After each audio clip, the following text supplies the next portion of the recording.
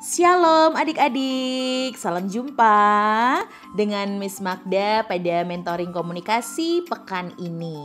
Gimana nih kabarnya adik-adik, kabarnya ayah bunda? Semoga semuanya dalam keadaan yang sehat dan pastinya selalu bersemangat ya. Nah, omong-ngomong nih, ayah bunda apakah sudah vaksin?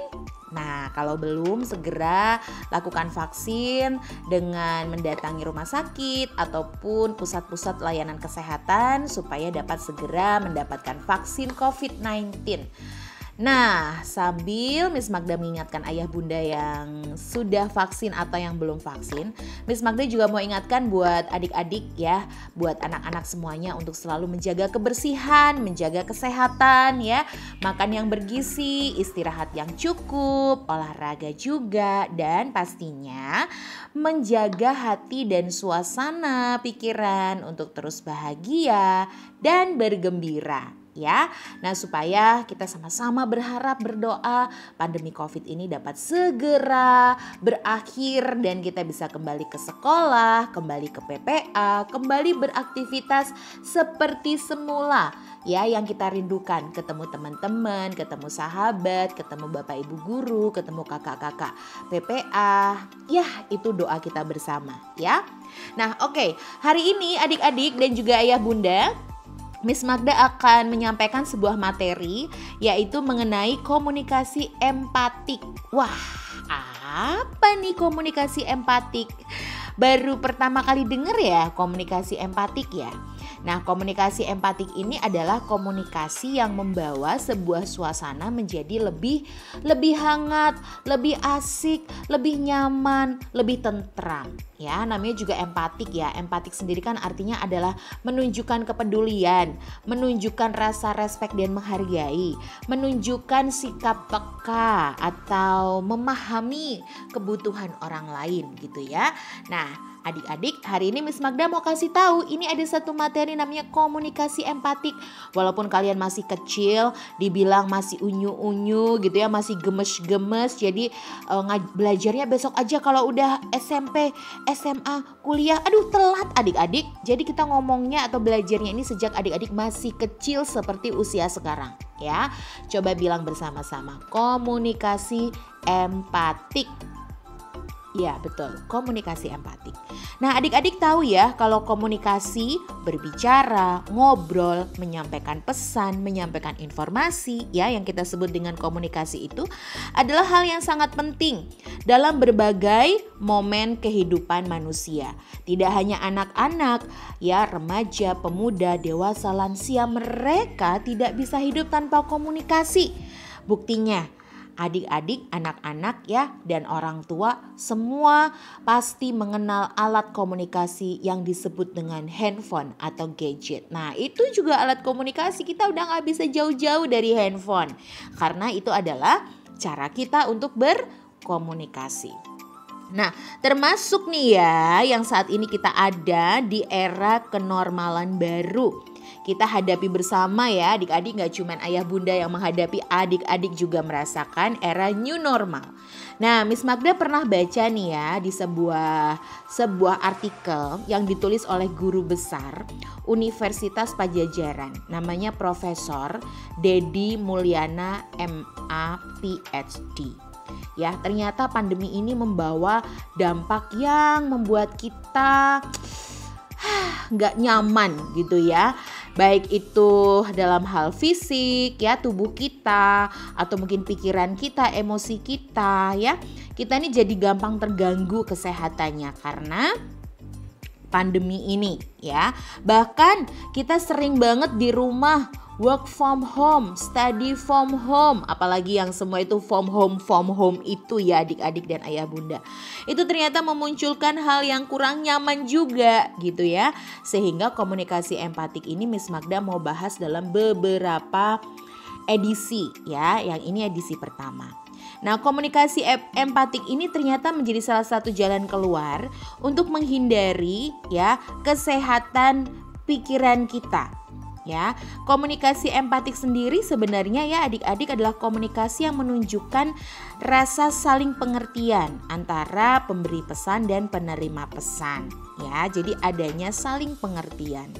Nah, komunikasi ini menciptakan hubungan yang membuat satu orang dengan orang yang lain itu bisa menerima, bisa memahami, bisa mengerti, ya, makanya disebut dengan komunikasi empatik. Atau dengan kata lain, ya, kita belajar berempati. Kata dasarnya empati. Nah, adik-adik, sebagai salah satu contoh nih ya, di masa pandemi ini kan banyak orang cemas, banyak orang bosan juga di rumah, ya, ketemunya sama bapak ibu lagi, sama kamu lagi, ya, ketemunya sama adik lagi, sama kakak lagi, sama eyang lagi. Jadi ketemunya itu terus di rumah ya kalau mungkin tinggal bersama. Nah, disinilah sebenarnya komunikasi empatik menolong kita untuk punya hubungan atau relasi yang baik antara anggota keluarga. Ya, nggak hanya diem-dieman di rumah, tapi juga ngobrol, saling membantu. Contohnya nih, komunikasi empatik dalam keluarga nih, Miss Magda mau kasih contohnya. Misalnya kamu tahu ibu kamu sedang masak gitu ya di dapur. Terus kamu bukannya malah seharian main gadget, diam-diaman gitu ya. Kamu bisa dengan memulai komunikasi empatik, contohnya, "Bu, ibu udah masak, aku nyapu ya Bu," misalnya. Ada lagi, misalnya, "Ibu sudah merapikan tempat tidurmu, sudah membersihkan, merapikan perlengkapan di rumah," dan kamu "Bu, aku bantu untuk merapikan kotak mainanku ya." Nah, itu salah satu komunikasi empatik. Contoh yang lain, komunikasi empatik ketika makanan sudah terhidang di meja, ibu harus bekerja atau bapak harus bekerja, kita bisa bilang, "Terima kasih ya Bu, terima kasih ya Pak sudah menyiapkan makanan. Semangat ya Pak, Bu, selamat bekerja, hati-hati di jalan. Tuhan memberkati," misalnya. Itu juga contoh komunikasi empatik. Contoh yang lain ya, dalam hal keluarga nih, hari ini kita edisinya adalah komunikasi empatik dengan anggota keluarga. Misalnya kita dihubungin atau dapat kabar anggota keluarga kita ada yang sedang berduka cita melalui grup keluarga.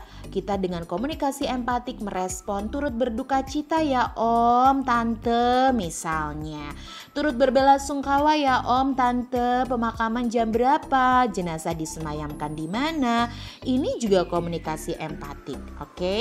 Kemudian hal yang lain juga yang seringkali di rumah karena kita bosen, seringkali kita nggak berkenan apa-apa gitu ya. Bikin, ibu nih masakannya tiap hari sayur sop terus. Nah, ini nih mulai nih. Ya, mulailah dengan misalnya, sudah tahu kamu bosan dengan sayur sop, kenapa nggak coba kamu belajar memasak misalnya. "Bu, aku hari ini pengen masak tempe bacem."